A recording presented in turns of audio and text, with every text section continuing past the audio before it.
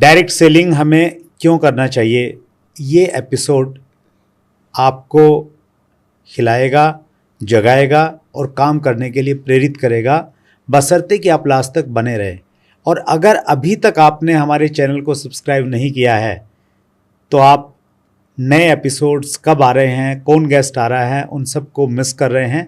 अभी सब्सक्राइब भी कर लीजिए, बेल आइकन भी दबा दीजिए और अपनी टीम में प्रमोट कीजिए ताकि ऑटोमेटिकली हर मंगलवार को उनके पास में एक एपिसोड जाता रहे। Enjoy the show. घर वालों की तरफ से ऐसा कुछ नहीं था कि यार ये कौन सा काम है, क्या करते हैं, उस प्रकार की कुछ बातचीत रही परिवार में? आपसी तालमेल के बिना आप अपने परिवार को इस बिजनेस में नहीं ला सकते। एक वुमेन हाउसवाइफ है, वो कैसे सपोर्ट करे, वो चाह रही है अंदर से। क्या कहना चाहेंगे उन लोगों को जिनको डायरेक्ट सेलिंग बिल्कुल समझ में नहीं आ रही, उनको लगता है बेकार, जैसे आपको लगता था ना पहले कि उल्लू बनाने वाला काम, जिन्होंने नेटवर्क मार्केटिंग को किया नहीं बल्कि नेटवर्क मार्केटिंग करने की एक्टिंग की, और शायद इसी एक्टिंग की वजह से वो एक सफल नेटवर्कर नहीं बन पाए। अगर आप चाहते हैं कि आपके परिवार की ग्रोथ जल्दी हो, आपके सपने जल्दी पूरे हो, तो बेहतर ये होगा कि हम हमारे परिवार को एक साथ बिल्ड करने का काम करें। दोस्तों नमस्कार, आदाब, सत श्री अकाल। नए एपिसोड में आप सबका बहुत बहुत स्वागत है। डायरेक्ट सेलिंग हमें क्यों करने चाहिए, इसकी बहुत सारी वजहें हैं। अलग अलग व्यक्ति के लिए अलग अलग कारण हो सकते हैं। डायरेक्ट सेलिंग की एक बहुत बड़ी वजह आज आपको सुनने को और देखने को मिलने वाली है। आइए हम सब लोग मिलकर स्वागत करें। आज हमारी मेहमान बहुत दूर से रायपुर छत्तीसगढ़ से हमारे बीच में आए हैं, सुभा रत्नेश जैन। सुभा, बहुत बहुत स्वागत है आपका। बहुत बहुत धन्यवाद सर। और आपका एक छोटा सा हमने शॉर्ट वीडियो डाला था जी।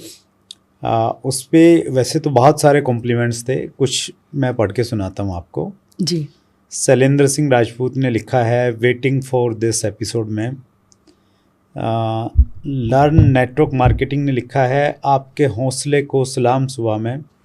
धन्यवाद। मोतीराम साहू ने लिखा है, नारी शक्ति महान है।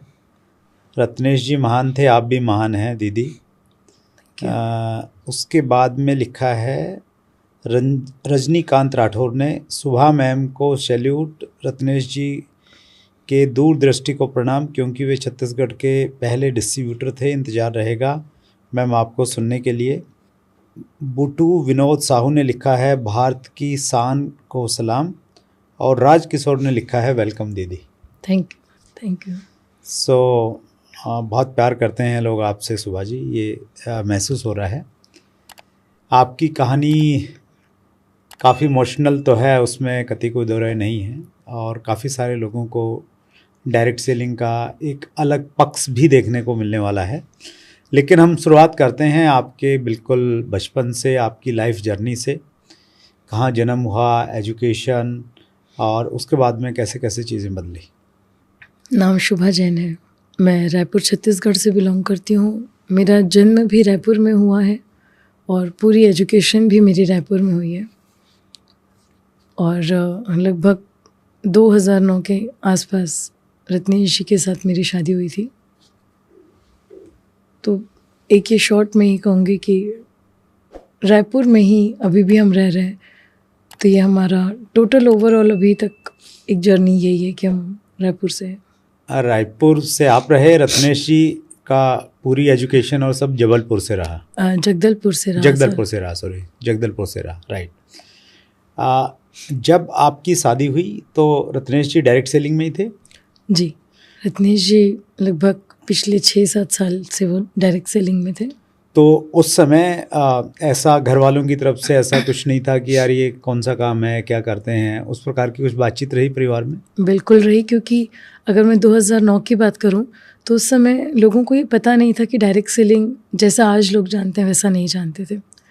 तो उसमें होता ये था कि जब पेरेंट्स को ये पता चलता है कि इस तरह का कुछ काम है, जिसके लिए उस समय ये कहा जाता था कि बस उल्लू बनाने का काम है, लोगों को फंसाने का काम है, तो उस समय पे पेरेंट्स को ये ट्रस्ट कर पाना बड़ा मुश्किल था। और मैं अपने पेरेंट्स की सिंगल चाइल्ड हूँ, तो मेरे पेरेंट्स थोड़े से ज़्यादा और कंसर्न थे कि फिर आगे कैसे क्या रहेगा, जैसा कि आम भारतीय घरों में हुआ करता है। तो ये सारी चीज़ें थी। लेकिन जैसे जैसे धीरे धीरे बातें होती गई चीज़ें क्लियर होती गई तो ये पता चलते गया। तो आपने कन्विंस किया घर वालों को? नहीं, मेरे घर वालों ने मुझे कन्विंस किया। अच्छा, ओके, राइट। तो मतलब आपकी अरेंज मैरिज थी? जी, मेरी अरेंज मैरिज थी। अच्छा, राइट। तो मतलब आपको ज़्यादा कंसर्न था कि ये डायरेक्ट सेलिंग क्या होता है, कहाँ मुझे किसके साथ में मतलब आगे क्या होगा, तो उस प्रकार की कुछ मनस्थिति थी? सर, डायरेक्ट सेलिंग या किसी बिजनेस को लेके कोई मनस्थिति नहीं थी। मुझे ऐसा लगता था कि अगर कोई इतनी बड़ी अमाउंट उस समय बताते हैं कि एक हम बहुत 6 फिगर में भी अच्छी खासी इनकम आप ले रहे हैं, तो उस समय पे वो डाउट करने वाली स्थिति थी। उस समय ये होता था कि अगर लोगों की जो इनकम होती थी वो जनरली 5 फिगर में हुआ करती थी, और जब मेरे पास ये बात आई थी तो मुझे लगा था एनुअल इनकम बताई जा रही है। और ये सोचकर मैं थोड़ी सी डाउट में थी कि लोगों की इतनी एनुअल होती है और ये महीने का इतना ले रहे हैं, तो ये सही है कि नहीं है। तो शादी से पहले आपका डायरेक्ट सेलिंग का कोई एक्सपोजर नहीं था, आपको कोई जानकारी नहीं थी? बिल्कुल नहीं ठीक है। सर। शादी हो गई। शादी होने के बाद में चूँकि डायरेक्ट सेलिंग में बड़ी बड़ी मीटिंग होती हैं, उस प्रकार का एक ग्लैमर देखने को मिलता है जी। तो पहली कोई घटना आपको याद है, आपको ऐसा लगा कि वाह क्या बात है, मज़ा आ गया? मज़ा नहीं आ गया सर, मैं शॉक हो गई थी, क्योंकि शादी के पहले रत्नेश जी ने हमें इनवाइट किया था रायपुर की एक मीटिंग में। ओपन ग्राउंड में मीटिंग थी और लगभग 3-4 हज़ार से ज़्यादा लोग थे, और वो सारे लोग रत्नेश जी को फॉलो कर रहे थे। तो मुझे मैं बड़ी शॉक थी कि ऐसा क्या होता है जो किसी एक व्यक्ति को इतने लोग चाह रहे हैं और उन्हें फॉलो कर रहे हैं। तो खुशी से ज़्यादा मैं शॉक ज़रूर थी। तो ये शादी से पहले की बात थी? जी। राइट।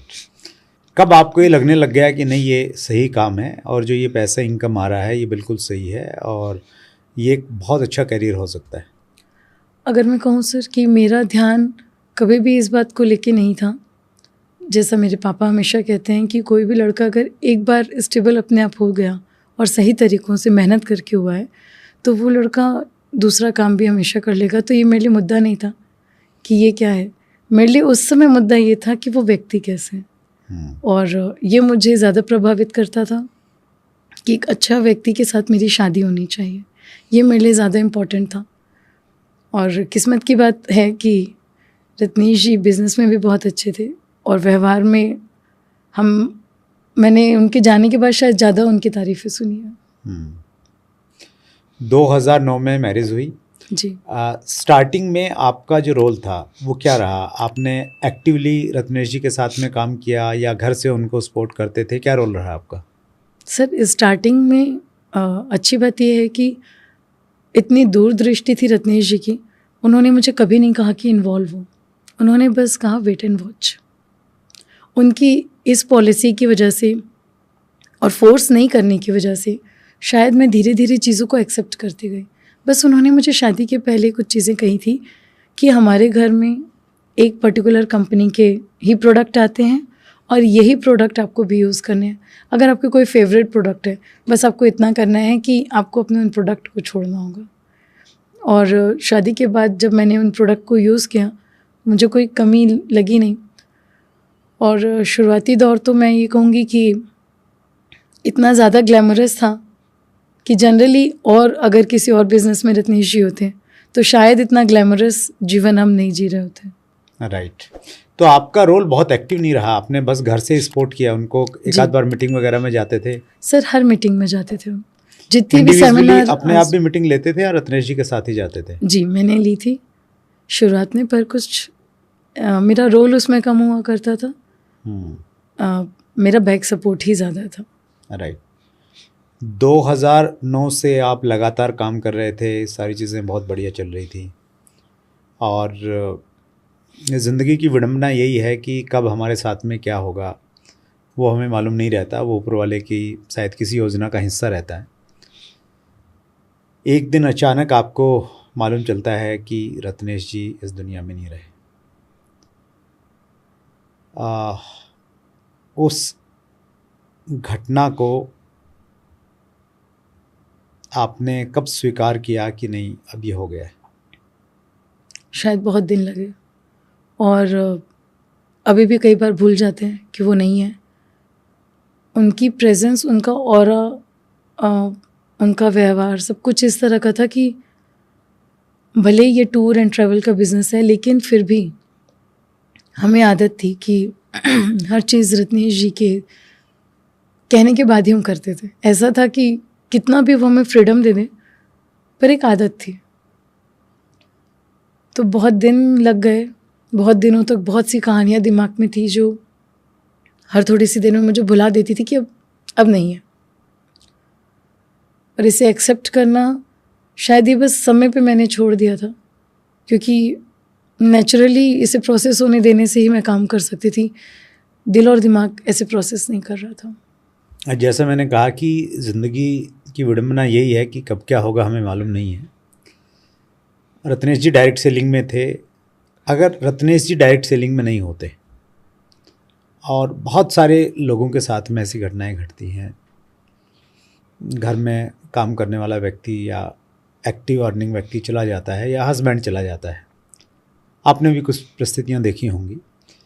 उस समय क्या परिस्थितियां आप महसूस करते हैं कि क्या होता? और चूँकि रत्नेश जी डायरेक्ट सेलिंग में थे, एक इनकम रेगुलर आपको मिलती रही, एक टीम थी, एक शायद एक सपोर्ट सिस्टम रहा होगा, दोनों में क्या फ़र्क महसूस करते हैं? सर, ये बहुत बड़ा फ़र्क है अगर लोग समझ पाएँ। जनरली जब इंसान दुनिया में रहता है, तब हम उसके नाम के बाद सबसे पहले पूछते हैं उसका काम क्या है।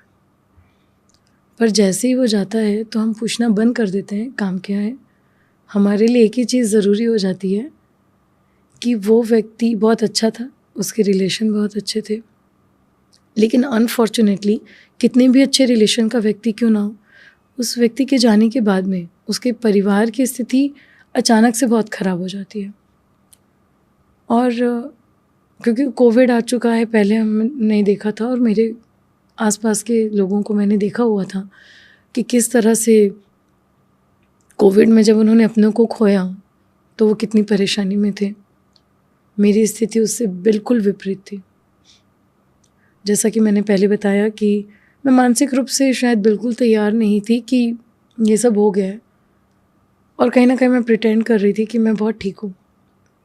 मुझे ऐसा लगता था कि मेरे बच्चों को प्रोटेक्ट करना बहुत ज़रूरी है और ये मेरी जिम्मेदारी है। लेकिन धीरे धीरे डायरेक्ट सेलिंग में जैसे ही मैं अपनी सारी टीम से मिलती गई, बातें धीरे धीरे होती गई, एक अपने आप एक कॉन्फिडेंस आ गया कि टीम मेरे साथ है और उनके प्रेम, स्नेह, अपनेपन ने आज मुझे बोलने, कहने, सबसे मिलने के लायक बनाया। नहीं तो ऐसी अवस्थाओं में मुझे ऐसा लगता है कि कई लोग शायद इसीलिए डिप्रेशन में चले जाते हैं कि उनके पास लोग नहीं होते। और ये अच्छी बात है कि हमारी इस इंडस्ट्री में ना सिर्फ पैसा आता है बल्कि लोग भी आते हैं। और अगर मैं अर्निंग की बात करूं तो कुछ ऐसी कमी नहीं आई है। जो चेक तब आता था वो आज आता है। अगर बिज़नेस ज़्यादा ग्रोथ के साथ रहता है तो ज़्यादा भी आता है। डायरेक्ट सेलिंग में सुभा जी ऐसा रहता है कि आप काम न करें, आपके पास में टीम है तो भी पैसा आता है। तो एक विकल्प ये भी था आपके पास में कि आप एक्टिवली काम नहीं करते तो भी इनकम तो आ ही रही थी, लेकिन आपने एक्टिवली काम करने का निर्णय क्यों लिया? पैसिव इनकम एंजॉय कर सकते थे आप। सर, ये बात मेरे साथ बहुत बार हुई। मुझे बहुत लोगों ने कहा कि क्यों करना है, जब सब कहते हैं कि इसमें अपने आप इनकम आएगी आपके करने या नहीं करने से। पर एक सपना रहता है।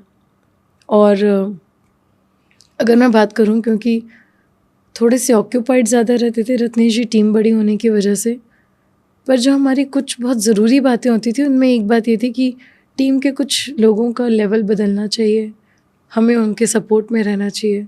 मैंने अपनी पूरी मैरिज के बाद में जो मैंने लाइफ निकाली, मैंने रत्नेश जी को देखा कि वो टीम से बहुत प्यार करते थे। और उनके जाने के बाद जिस तरह से टीम ने मेरे साथ सपोर्ट किया, मुझे ऐसा लगता है कि आज वो मेरी एक्सटेंडेड फैमिली है।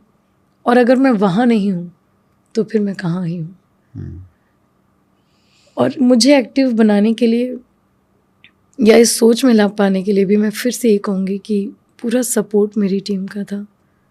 जो भी रत्नेश जी इतने सालों में कर गए थे वो सिर्फ पैसे के रूप में हमारे पास नहीं आया, उससे बड़ी इनकम हमारे पास थी रिलेशनशिप के। That's great. एक प्रश्न लेता हूँ। ये प्रश्न है महेश बोरकर कंसल्टेंट का। मैम, अचानक घटना होने के बाद अपने आप को आपने खुद को कैसे तैयार किया जिससे आप इतने कम समय में लोगों के दिल में जगह बनाकर टीम को लीड, मैनेज और ग्रोथ करना सिखाए? अच्छा क्वेश्चन है। शायद कई लोग इस बात को समझें, पर मैंने कुछ तैयारी नहीं की। मैंने सिर्फ एक काम किया कि रत्नेश जी क्या करते थे, मुझे बस उतना करना है और उतनी ही चीज़ों को फॉलो करना है। क्योंकि अगर वो अपनी फील्ड में मास्टरी कर चुके हैं तो मुझे और कुछ सीखने की ज़रूरत नहीं है। मैंने अपने आप को कभी प्रेशराइज़ नहीं किया कि मुझे डे 1 से सब कुछ आ ही जाए। मैंने टाइम पे छोड़ा, धीरे धीरे मुझे करना है। और क्योंकि हम दिन रात बातें कर रहे हैं, हम सुन रहे हैं हमारे घरों में क्या बातें हो रही हैं, ये कहीं ना कहीं पता था। और दिमाग में मैंने एक ही बात रखी जो बचपन में हम सुना करते थे कि बड़ी बर्तनों की खुरचन भी बहुत होती है। मैंने अपने आप में ये कॉन्फिडेंस रखा था कि ये मुझे, जो उनका सपना है वो मुझे पूरा करना है। और इतना नॉलेज तो होगा ही, और नहीं होगा तो जब टीम इतना सपोर्ट दिखा रही तो हो जाएगा। That's great. सन शक्ति KRS का प्रश्न है, आपकी कहानी देश के सभी लोगों को आर्थिक सुरक्षा के बारे में जागरूक करेगी। क्या आपके बच्चों को अब पता चला कि उनके पापा अब उनके साथ नहीं रहे, क्योंकि रत्नेश सर बहुत प्यार करते थे उनसे? बच्चों को जब मालूम चला, कब चला और कैसे आपने हैंडल किया उस सिचुएशन को? सेम डे, क्योंकि 1.5 दिन तक रत्नेश हॉस्पिटल में थे। I am the first person जो डॉक्टर के पास, जो मैं विज़िट की थी तो वो मैं फ़र्स्ट थी, जो हॉस्पिटल पहुंची थी वो मैं फ़र्स्ट पर्सन थी। और एक्चुअली मैंने ऐसा कुछ सोचा नहीं था, कि मुझे लगा था लग गई होगी तो बस एक फैमिली मेम्बर को बुला रहे हैं। और वहाँ जाके जब डॉक्टर ने मुझे कहा था सिर्फ 2% चांस है, तो मैंने अगेन एक कहानी बना ली दिमाग में।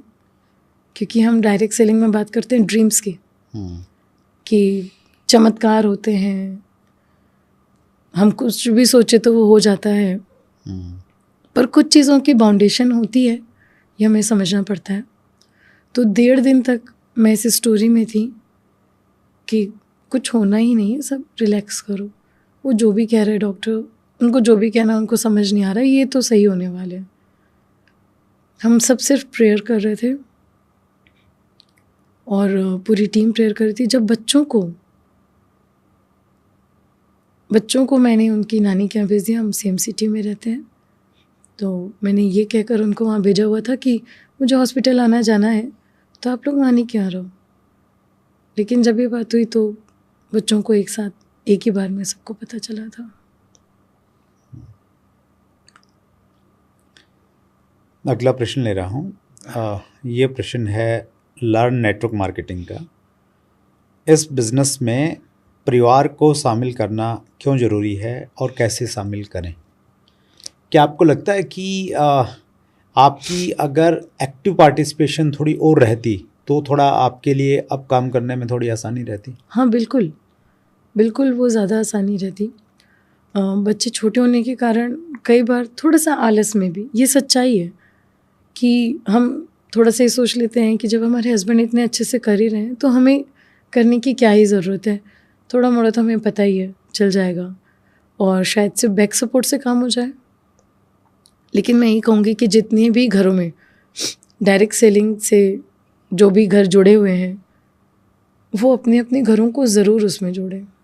और उसका कारण अगर मैं सोचूं कि आप अगर कोई कंपनी खोलते हैं, कोई शॉप खोलते हैं, तो क्या आपके जाने के बाद वो किसी और की हो जाती है?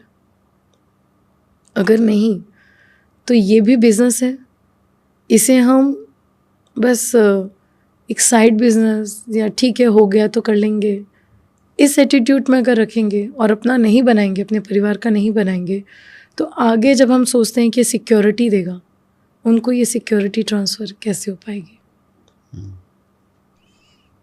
राइट।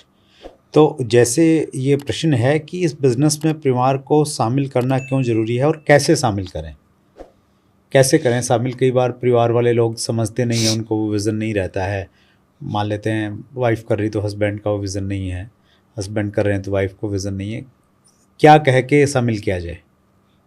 सर मुझे रत्नेश जी का तरीका क्योंकि बहुत अच्छा लगता था, कभी फोर्स नहीं करते थे।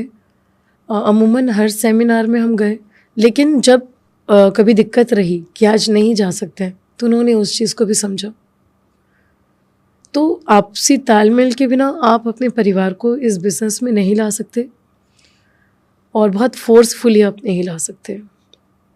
तो आपके परिवार को अगर लाना है, जैसा कि रत्नेश जी ने हमारे साथ किया है, कि आप सेमिनार में ज़रूर लेके जाएं, आप उस कल्चर से उनको जोड़े रखें, उन लोगों से जोड़े रखें, उनका जाना आना जाना क्योंकि आपके घरों में होता है, तो आप उनसे जोड़े रखें, तो कहीं ना कहीं आपका परिवार इस बिज़नेस को अडेप्ट कर लेगा।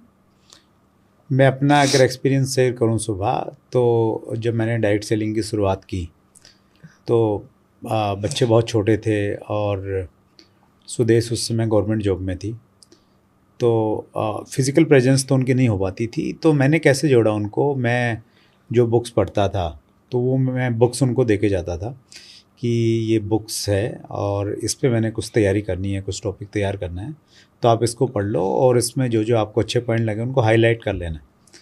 तो इस प्रकार से मैंने उनको बुक्स के साथ में जोड़ा जी। और जब भी उनकी छुट्टी रहती थी, संडे है, कोई मीटिंग है, तो उसमें साथ में गए, तो वो एक पॉजिटिव इन्वायरमेंट क्रिएट होता रहा और उन्होंने बहुत ज़्यादा ग्राउंड लेवल पे आके सपोर्ट नहीं किया, लेकिन हमारा एक प्रकार से एग्रीमेंट ये हो गया था कि भाई आपने घर को संभालना है, बच्चों को संभालना है, परिवार को संभालना है, उधर मेरा 0% इंटरफेयर रहेगा और बिज़नेस में जितना आप सपोर्ट कर सकते हो, जहाँ मुझे ज़रूरत होगी मैं आपका ले लूँगा। और फिर चीज़ें काफ़ी अच्छे से चली। तो वो मुझे लगता है डिपेंड करता है कि किसकी क्या स्थिति है। अगर महिला या पुरुष फिजिकली फील्ड में उतना नहीं है लेकिन बैक सपोर्ट वो कर रहे हैं, तो वो भी मुझे लग रहा है कि एक हेल्प है। जी बिल्कुल सर। एक प्रश्न मैं ले रहा हूँ स्वप्निल पांडे का। मैं सिंपल हाउसवाइफ हूँ, मेरे हस्बैंड MLM करते हैं, मैं अपने हस्बैंड को सपोर्ट कैसे करूँ कि वो और तेज़ी से आगे बढ़ें? प्लीज़ मैम अपने एक्सपीरियंस बताएं। एक वुमेन हाउसवाइफ है, वो कैसे सपोर्ट करे, वो चाह रही है अंदर से। बहुत ही अच्छा क्वेश्चन है, शायद बहुत सारे लोगों को इंस्पायर कर दे। सबसे पहले तो उनका स्वागत इस्माइल से करें, क्योंकि बाहर आप जितनी ज़्यादा परेशानियों से जूझ कर आते हैं, घर आकर एक इस्माइल आपकी सारी थकान मिटा सकती है। तो हमें ये करना चाहिए कि हमें अपने घर का एनवायरनमेंट पॉजिटिव बनाए रखना चाहिए। और बहुत सी बार ऐसी बातें होती है, क्योंकि शुरुआती दौर में यहाँ थोड़ी सी मेहनत ज़्यादा है तो लोग नेगेटिव हो जाया करते हैं। मेरा यही कहना है कि आप थोड़ा पेशेंस रखें और अपने परिवार को सपोर्ट करते चलें। आप वो अगर टूर और ट्रैवल पे हैं तो आप जो घर के बैक हैंड के काम होते हैं आप उनके लिए रेडी रखें। जैसा कि अभी आप बता रहे हैं सर कि बुक पढ़ना चाहिए, तो बुक पढ़ने से ये जो मैं समझ पा रही हूँ कि बुक अगर हम पढ़ते रहते हैं तो ये बहुत अच्छा हो जाता है। हमारा दिमाग एक अलग ही तरीके से प्रोसेस कर रहा होता है, दुनिया की बाकी नेगेटिविटी हमें इफ़ेक्ट या इम्पैक्ट करना छोड़ देती है। आप बस मन से रखें और उस चीज़ में लगे रहें कि घर का एनवायरनमेंट हमें अच्छा रखना है, उनको जिस दिन जिस तरह की ज़रूरत है हमें उसमें साथ खड़े रहना है। That's great. मैं भी अपनी तरफ से स्वप्निल को ये कहना चाह रहा हूँ कि अगर आप घर पे ही हैं तो आपके हस्बैंड जिस प्रकार की किताबें पढ़ते हैं, जिस प्रकार की, क्योंकि डायरेक्ट सेलिंग में बताया जाता है कि जो हमारे 8 कोर स्टेप्स हैं उसमें एक पॉइंट रहता है कि हर रोज़ कम से कम आधा घंटा किताब पढ़नी है।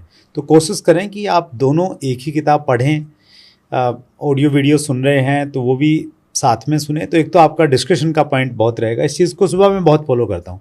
इवन आज भी मैं जो किताब पढ़ रहा होता हूँ जी, तो मैं रखता हूँ तो सुदेश उठा लेती है उसको, तो वो पढ़ती है और बहुत बार हमारा डिस्कशन का पॉइंट वही रहता है। बहुत बार हम ऑडियो वीडियो साथ में बैठ के सुनते हैं, तो उससे एक अंडरस्टैंडिंग बहुत अच्छी रहती है और दोनों सेम पेज पे रहते हैं कहीं ना कहीं। जी, और जैसा मैं याद कर पा रही हूँ सर, रत्नेश जी ने शुरू में ऐसा किया था कि वो घर में ऑडियो लगा के छोड़ देते थे। हम जब बैठे रहते थे तो वो बोलते थे ये पॉइंट कितना अच्छा है। तो अब नेक्स्ट जब हम सुन रहे हैं कि किसी ने क्या चीज़ को अच्छा कहा है, तो ऑटोमेटिकली वो ध्यान जाता था कि क्या अच्छा लग रहा है, वो हम ध्यान दें। तो ये सारी चीज़ें बहुत काम करी है सब पॉजिटिव बनाने के लिए। राइट। अगला प्रश्न मैं ले रहा हूँ BL वर्मा जी का। डायरेक्ट सेलिंग को आज भी मिथ समझने वालों को कब अकल आएगी मैम? सुबह इस प्रकार का एग्जाम्पल है कि डायरेक्ट सेलिंग से एक फाइनेंशियल सिक्योरिटी फैमिली को मिलती है, और आज भी बहुत सारे लोगों की सोच वही है जो सुबह की थी कि ये तो उल्लू बनाने का काम है। और क्या कहना चाहेंगे उनको? सर मैं उनको यही कहना चाहूँगी कि बिना करे हमें कोई चीज़ को नकारना नहीं चाहिए। आप अगर किसी चीज़ का अपोज कर रहे हैं तो इतने अच्छे पॉइंट्स के साथ अपोज करिए कि वो रिलेवेंट लगने लगे। तो इसलिए ज़रूरी है कि आप डायरेक्ट सेलिंग को बहुत अच्छे से जान जाइए, ताकि आप उन्हें बहुत सही तरीके से सही पॉइंट्स के साथ उनका अपोज कर सकें। और मेरा मानना है कि जो कोई भी व्यक्ति एक बार डायरेक्ट सेलिंग को जान जाएगा वो कभी से छोड़कर नहीं जा पाएगा। एक बार हमें हमारे आसपास बहुत से, क्योंकि ऐसे लोग होते हैं जो डायरेक्ट सेलिंग करते हैं और करने की एक्टिंग करते हैं और उसे छोड़ देते हैं।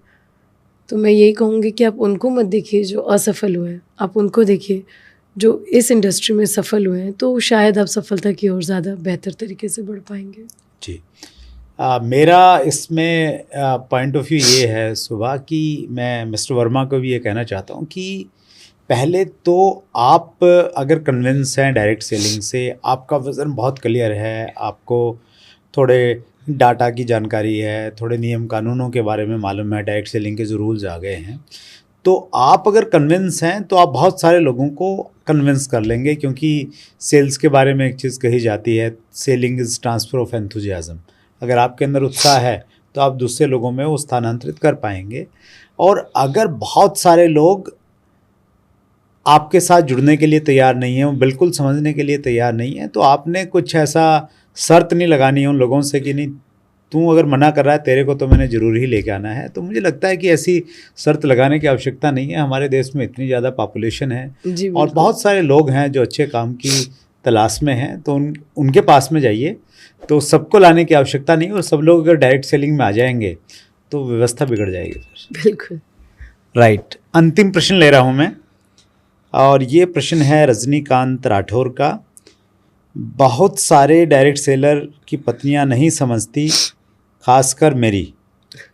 मैं गवर्नमेंट जॉब में हूँ और पैसिव इनकम समझता हूँ, लेकिन जब भी फील्ड में निकलता हूँ पत्नी नाराज़ हो जाती है और बच्चों को टाइम नहीं दे रहे हो, अभी तो उनका समय है बोल के उल्हाना देती है, जबकि मुझे लगता है मैं उनके लिए ही कर रहा हूँ। ये लगभग मुझे ऐसा लगता है ये बहुत से लोग ऐसे होते हैं जिन्हें ये सेम परेशानियां आ रही होती है। एक तो ये कि हमें शायद एक्टिंग नहीं करना है, फोकस होकर काम करना है ताकि रिजल्ट हमारे परिवार को नज़र आए। और दूसरा ये कि कहीं ना कहीं हमें बैलेंस करना सीखना चाहिए परिवार को और हमारे बिजनेस को। पत्नियां जनरली इसलिए भी नेगेटिव हो जाती हैं कि उन्हें लगता है कि उनका कुछ भी नहीं हो रहा है, उन्हें एकदम छोड़ दिया गया है, इसलिए शायद वो इतना अपने आप को अकेला महसूस करती हैं और ये सारी बातें करती हैं। रत्नेश जी बहुत अच्छा उसमें करते थे कि उन्होंने जो ड्रीम लिस्ट हमारी शादी के बाद बनवाई, सबसे पहले उन्होंने प्रेफरेंस मेरे ड्रीम्स को दिया था कि आप लिखिए। उससे मेरी एक्साइटमेंट बढ़ गई थी कि ये मेरे ड्रीम्स पूरे होने वाले हैं, और उन्होंने बाकायदा उन्हीं ड्रीम्स को पहले पूरा करने की कोशिश भी की। तो अगर कोई भी ऐसे हैं जिनके घरों में आप अगर ये सोचते हैं कि आपके घर वाले सपोर्ट नहीं कर रहे हैं, तो दोनों साइड से चेक करने की ज़रूरत है। हाँ, कई बार ऐसा होता है कि वाकई सब कुछ करने के बाद भी कुछ महिलाएं नहीं समझती हैं, तो आप उन्हें बस समय दें, शायद समय के साथ में वो चीज़ें समझ पाएंगी। आपने जो अपना एग्जाम्पल दिया सुबह, मुझे लग रहा है बहुत परफेक्ट एग्जाम्पल है। अगर हम ड्रीम बुक प्रॉपर बनाते हैं और अपनी वाइफ की और बच्चों के ड्रीम अगर निकलवाते हैं और उनको ये कहते हैं कि ये करने से ये पूरे हो जाएंगे, आज नहीं है लेकिन ये हो जाएंगे, ये रास्ता है। और जिन लोगों ने पूरे किए हैं उनसे मिलवाएं, उनसे बात करवाएं, तो मुझे लग रहा है कि उनका कहीं ना कहीं सहयोग भी मिलेगा। और सहयोग नहीं मिलेगा तो वो कहीं ना कहीं जो विरोध करती हैं तो विरोध कहीं ना कहीं कम हो जाएगा। जी सुभा जी, आप अच्छे से टीम को बिल्ड कर रहे हैं और ग्रोथ भी कर रहे हैं बहुत अच्छे से, लेकिन क्या आपको लगता है कि अगर जब रत्नेश जी बहुत एक्टिव थे, आप उतना एक्टिव नहीं थे, उस समय अगर आप एक्टिवली काम कर लेते जी तो चीज़ें थोड़ी बेहतर होती? शायद हो सकती थी, ऐसा मुझे लगता है कि शायद हो सकती थी, क्योंकि हस्बैंड और वाइफ जब एक साथ मिलके कुछ करते हैं तो वो 1 और 1 2 नहीं होते, वो 1 और 1 11 हो जाते हैं। वो फैमिली जहाँ हस्बैंड वाइफ दोनों हैं और कहीं एक बहुत एक्टिवली काम कर रहा है, दूसरा उतना एक्टिवली नहीं कर रहा है, उसको मतलब बैक एंड पे सपोर्ट है, लेकिन जितना वो कर सकते हैं उतना नहीं कर रहे हैं, उनको क्या आप संदेश देना चाहेंगे? एग्जाम्पल आपके सबके सामने है। तो अगर आप चाहते हैं कि आपके परिवार की ग्रोथ जल्दी हो, आपके सपने जल्दी पूरे हों, तो बेहतर ये होगा कि हम हमारे परिवार को एक साथ बिल्ड करने का काम करें। ये बहुत ज़रूरी है। सपनों के जो महल होते हैं वो थोड़े से बड़े और विशाल होते हैं और बहुत खूबसूरत भी होते हैं। एक अकेले व्यक्ति के रंग भरने से शायद उतने खूबसूरत ना हो, या बाद में आपको लगेगा कि वो हमारे रंगों के नहीं है। तो अगर हम परिवार का एक घर बनाना चाह रहे हैं, हमें ये बात ध्यान रखनी चाहिए कि घर सबसे मिलकर बनता है, और हम सब मिलके जब काम करेंगे, जब उनका हम सपोर्ट प्रॉपर तरीके से कर पाएंगे तो वो ज़्यादा जल्दी ग्रोथ करेंगे, क्योंकि उन्हें पता होगा कि उनके काम करने के बाद उनकी ज़रूरत पे हम उनके साथ खड़े हैं। और हमें सब कुछ पता है, ये एक किसी भी पुरुष को ज़्यादा बल देता है कि उसका परिवार उसके साथ खड़ा है, और उनकी जो ताकत होती है शायद वो ज़्यादा लग पाती है। That's great. सुबह आप बहुत अच्छे से काम कर रहे हैं और आपने टीम को भी बहुत अच्छे से बिल्ड कर रहे हैं। आपके स्टार्टिंग में जो हमने कॉम्प्लीमेंट्स पढ़े उससे मालूम चलता है कि लोग कितना आपसे स्नेह करते हैं और आप आगे बढ़ें। एक एग्जांपल हैं आप ऑलरेडी डायरेक्ट सेलिंग में, पैसिव इनकम का और फाइनेंशियल सिक्योरिटी का। आपने समय निकाला, रायपुर से स्पेशली हमारे स्टूडियो है। दिल की गहराई से सभी व्यूवर्स की तरफ से बहुत बहुत धन्यवाद। बहुत बहुत धन्यवाद सर कि आपने इस लायक समझा कि अब मुझे यहाँ पे आना चाहिए। ये एक माध्यम रहता है लोगों तक अपनी बात पहुँचाने का, और शायद मुझे ऐसा लगता है कि अगर कोई भी, कुछ परिवार भी अगर इस बात से बदल गए तो मेरा ये काम करना शायद सक्सेसफुल हो जाएगा। Yes, thank you so much. Thank you sir. So ये थे सुभा रत्नेश जैन, रायपुर छत्तीसगढ़ से। उदाहरण है इस चीज़ का कि डायरेक्ट सेलिंग अगर अच्छे से किया जाए, एक अच्छी कंपनी चुन के एक अच्छी सी टीम बनाई जाए तो फिर फाइनेंशियल सिक्योरिटी फैमिली को मिलती है। अगले मंगलवार रात्रि 8 बजे फिर एक बड़ी शख्सियत से मुलाकात होगी। अपना ख्याल रखिएगा। बहुत बहुत धन्यवाद।